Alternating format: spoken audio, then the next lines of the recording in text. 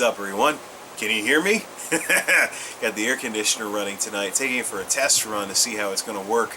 Now, might as well test it when it's 80-something and humid, so we can see how it's going to run when it's 90-something and humid or something like that. Anyways, yeah, it's been a little hot and sticky, so I've been looking for an excuse to run the air conditioner and stuff like that. Forgot to put my watch back on. Who cares? One less night without the nerd watch isn't going to hurt anything anyway, so... Alright, so it's vlog time. It's Friday night light vlogging, whatever you want to call it. Friday night light, something like that. No drink of choice tonight, though, unfortunately, because I just ran out of all the drink mixes. I got to make some more of that stuff. So all I have is water. Do you really want me to, drink water? this guy should, yeah. Anyways, so let's skip the drink stuff right now. Just kind of wing it, anyways. Friday night light vlogging, as predicted. I came down with my boss's cold from last week, and I made sure to ham it up when I kind of rubbed it in. I went to his office one day when I was really under the weather. I was like, "So, share and share alike, huh?" I don't know what you're talking about, Jason. Oh, you mean that? You mean that cold you had last week? Oh, what? Cold? I don't know what you're talking about. I didn't have no cold. And he says this with a great big smile on his face, a great big grin on his face. So you can know he's just trying to be funny about it. But yeah, I did get his cold, so I did sound very, very stuffed up earlier in the week. Still not even 100%. I don't know if I can do a radio style yet without sounding a little bit nasal, especially in the morning. But when this clears up enough, then I will definitely be hopping back on the microphone because, well, we got a lot to talk about, so let's try and get through it all here. First and foremost, I'm redoing the netbook from scratch. We'll get back to that shortly, but I will be hopping back on the microphone first chance I get to do another audio commentary about World of Warcraft, because the Blizzard devs have done a total about-face, and they've implemented flying basically in Warlords of Draenor, or excuse me, they're going to in a later patch after 6.2, like 6.2 point something is going to be the flight patch that's going to bring in flying tied to a 100% completion of the overworld content in Warlords of Draenor on one character. Now, I'm still not going back to the game, even though flying's coming back, and quite frankly, the summary of what I want to say is, it's nothing exciting from Blizzard. This is actually more of the same from Blizzard. There are some big-name YouTubers who were blubber spines earlier, as I called them, for not taking as hard line of a stance with the whole flying thing, kind of like being wishy-washy to not lose viewers and stuff like that. But these very same people are being all lovey-dovey like it's a great thing that Blizzard's done what they've done. No, it isn't. This is actually more of the same from Blizzard. It's a very predictable Blizzard-like response, and it doesn't deal with any of the issues that led to this flying drama in the first place. So it doesn't really solve anything too much. It's just more of the same in a lot of ways. We'll get to that when I get back on the microphone about that later on, though. So just wanted to throw something out there because I know some folks have been subscribing because of my flying rant from WoW. And the sad part is that the rant went to the forums and got thousands of views. The follow-up, which is far superior and actually talks about what I would do to have, in place of flying, the follow-up actually has probably not gone to the forums because it's only got like 100 views or something. I'm very, very disappointed. It's really sad that people can like what I say, but they post only the first half of the story.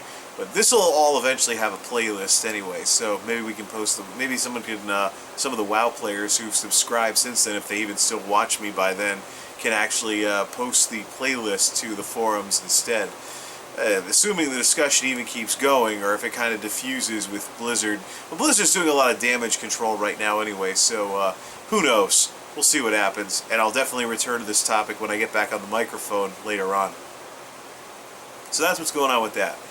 As far as the computer is concerned, I'm factory reinstalling Windows 7 on this netbook.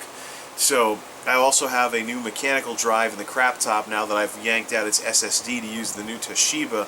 I'll be sending that one back to Windows 7. And the new Toshiba, I've actually spent more time redoing from scratch than actually using the computer. Trying to get the build just right.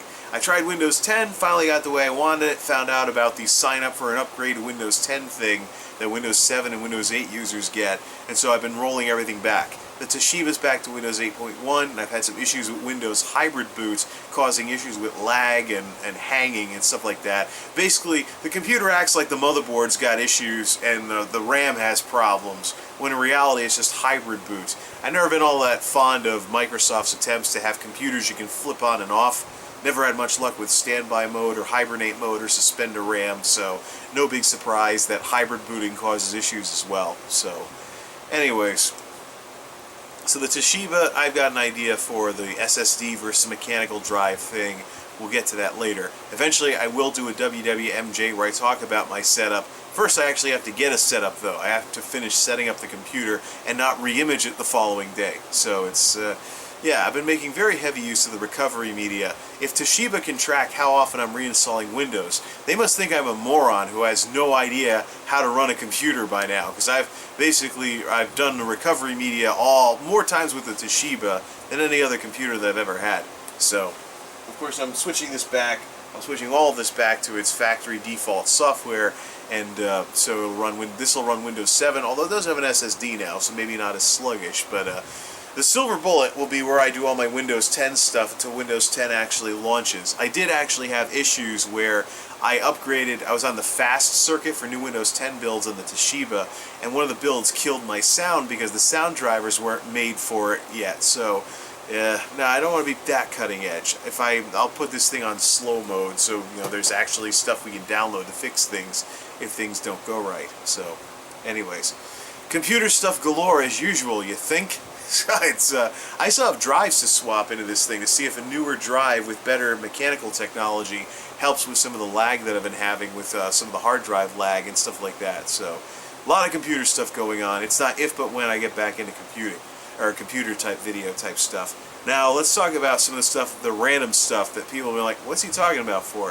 As far as caloric density goes, caloric density is one of those things I've been paying a lot of attention to, and I'll do little videos every so often, probably mostly vlogs or something like that, or maybe even Quicko Flicks or something, where I talk about caloric density of various foods, because there's a lot of fit shaming in my family. There's a lot of fat people in my family that sit around making excuses for being fat and crying about how they just want to eat and stuff like that, and it's really stupid. But there's a lot of aggression sometimes towards people wanting to actually take care of themselves. So I know I've been accused of having an eating disorder before because I wanted to actually not eat too much. So people start talking about how I have an eating disorder or something like that. I'm not happy about that. I mean, obesity is a problem in my family, obviously. I mean, this garbage right here. Obesity is a problem in my family, and I just want to do something different. I want to actually do the right thing. And so I've actually been learning the stuff that I wasn't taught when I was a kid, either by my family or by the public school system. Brilliant. But caloric density is one of those things where I try to show the objective reality of why it's so easy to eat too much in this country, and why the diet industry is like trying to get people to do everything but, eat less, exercise more, which actually has hard science behind it working, but doesn't really catch people's eyes as much because they've heard it all before. So it's one of those deals, really, where it's just something that I want to do. I'm inspired to do the videos, and I'd rather do inspired videos than uninspired videos. So those of you that are young and maybe you don't have issues with your weight because you're still growing, that becomes a problem after your last growth spurt, because a lot of people say, oh, my metabolism slowed down. No, actually, growing up requires energy. So that's why you hear, folks trying to sell to parents saying, nutrients for a growing boy or girl, because especially growth spurts as a teenager, that's probably half the reason why teenagers can eat forever and still be hungry, because you got all that activity going on and stuff like that uses a lot of energy. But around the time you stop growing, you got to start thinking 2,000 calorie diet. Now the problem that I had was that I wanted to have what I wasn't allowed to have as a teenager when I got out on my own, and all this stuff happened, and gained a ton of weight as a result of that, and I'm where I am today because of that as well. So caloric density is kind of my way of, it's just going to be a little side series, kind of like the monolith dilemma, where I talk about, where I kind of illustrate just why it is so easy to eat so much to eat too much here in America without even thinking about it. It's just one of those things, you know.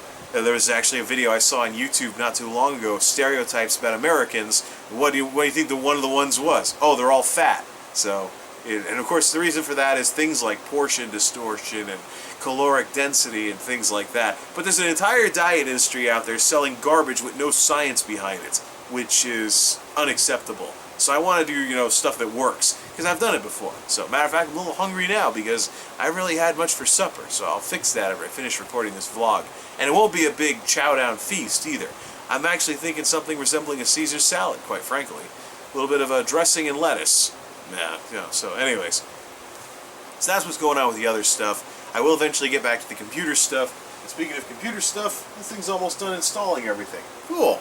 I'll just let it sit there when it gets to like the registration screen and stuff like that.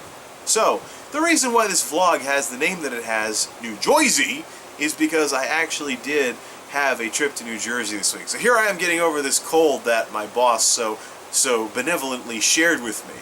And I had to take a trip. I wasn't driving this time. I didn't end up driving. I was Mr. GPS.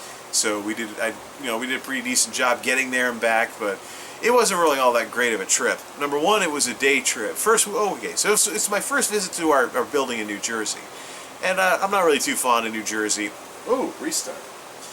I'm not too fond of New Jersey. It's basically the Rhode Island of the Mid-Atlantic region. Weird stuff in Joisey you won't find anywhere else. Oh, Joisey!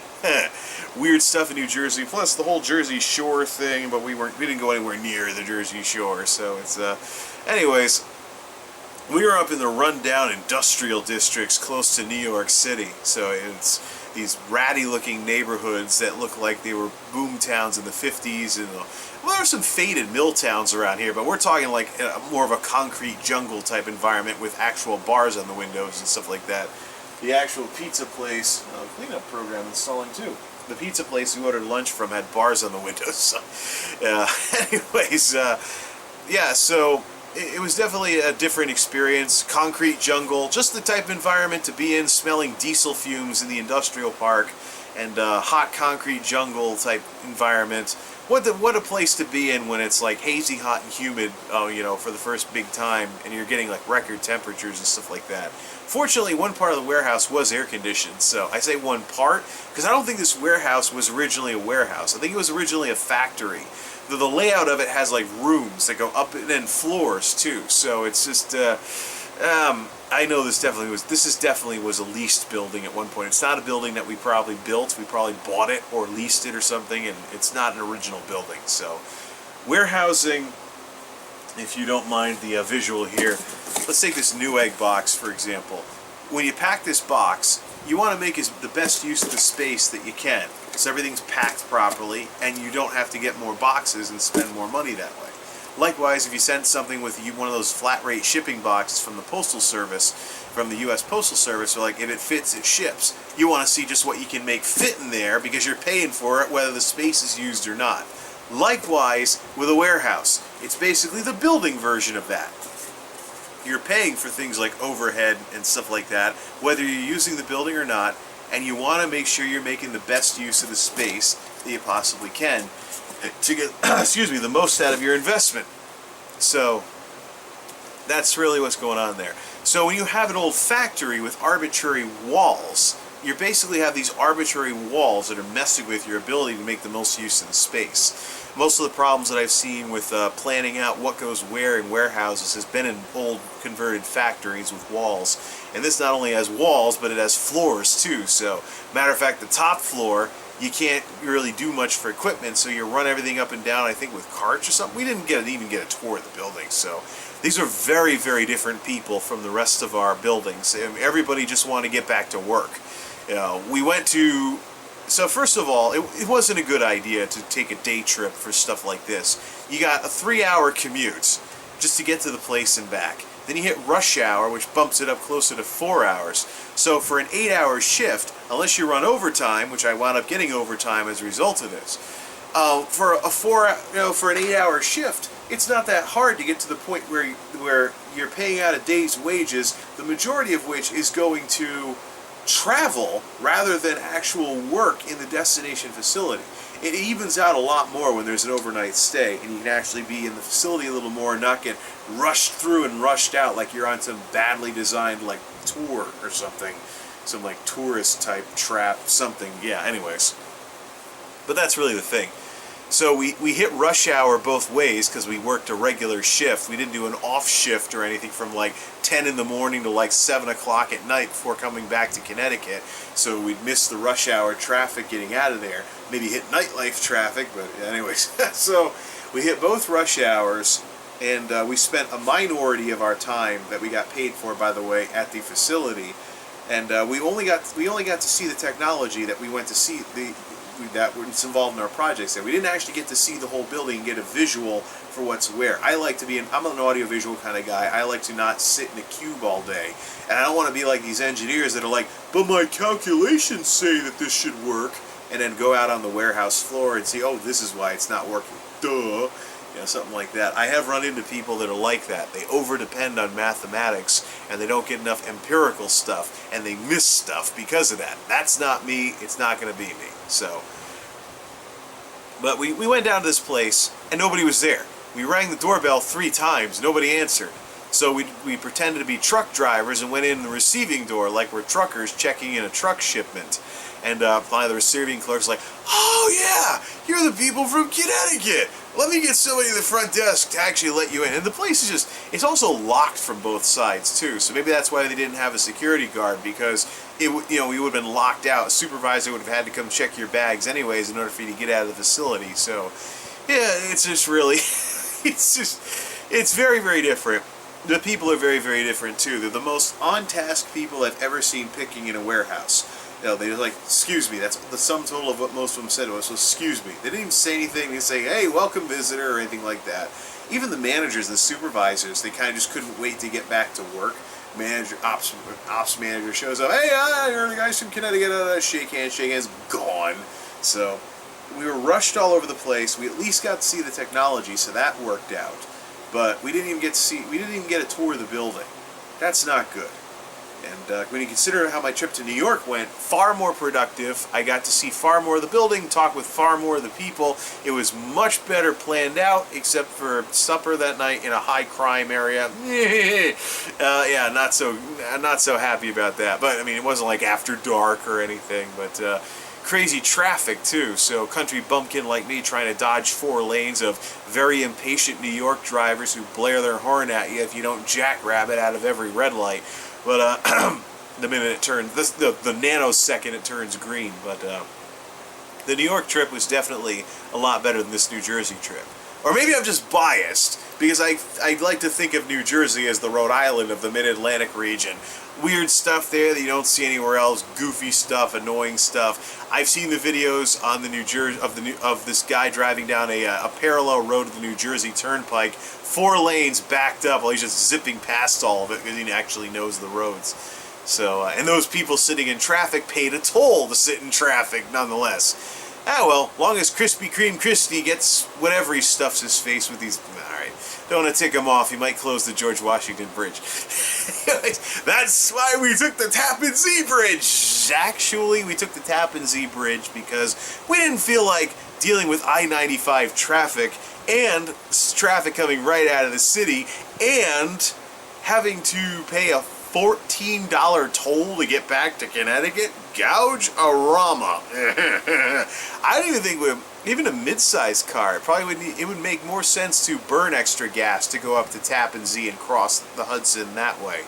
But yeah, anyways, it was a very scenic drive through at least a sliver of New York, but it was very tempting to say, hey, let's go visit the New York folks instead, but we had to go to New Jersey, so we did, unfortunately.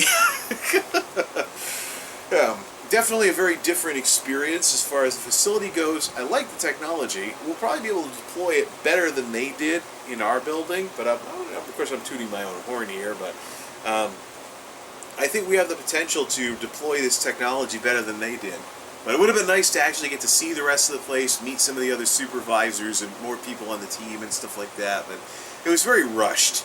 a lot of that was the reason why I didn't want my trip to New York to be a day trip. Why I wanted to stay overnight in a nice hotel. Well, any hotel for me is nice. It's nicer than this place is. So, yeah. But yeah. Well, I'm not gonna. No, never mind. I don't want to end up with my foot in my mouth if I have another Ashen situation. But Holiday Inn Express is pretty good compared to this. So, so it was an interesting trip to Noo Joisey. Yeah, and there actually was one guy there that talked like that. Oh man, I wouldn't want to live there though. And if you put a gun to my head and said move to another state right now and go work in one of the other FCs besides the Connecticut ones, I'd go to New York. I wouldn't go to New Jersey. My dad actually grew up in New Jersey, and he's taken trips with my uncle back to our old stomping grounds where we grew up, blah blah blah. He went back to his old hometown, and he was just disheartened to find that streets he used to ride his bike down as a kid are now 4 lanes bumper to bumper traffic. It's just Jersey, man. Ay, ay, ay. And unfortunately, though, it looks like we're going to have to go back to see what we missed at some point. See the rest of the building, get, especially if I get more involved, because I'm getting to the point where the stuff that I'm working on here in Connecticut is more easily transferred over to a facility like New Jersey. So if they want to try doing some of the stuff we did to improve the efficiency of the building and use some of our display screens, it'll be a lot easier to convert the files over in the very near future than it currently is right now. So literally one click to switch from Connecticut to New Jersey to New York. I've even put in some facilities in Florida, and not Florida, but Georgia and California in there in case we need them. So really making some progress here. So yeah, the New Jersey trip. It's not at all the way I would have had it. I would have had an overnight stay if there was a decent hotel nearby.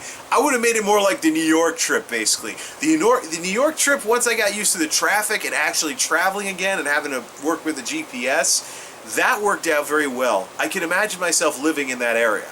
Although that building has less tech than we do here in Connecticut, so it'd be kind of stupid for me to move out there.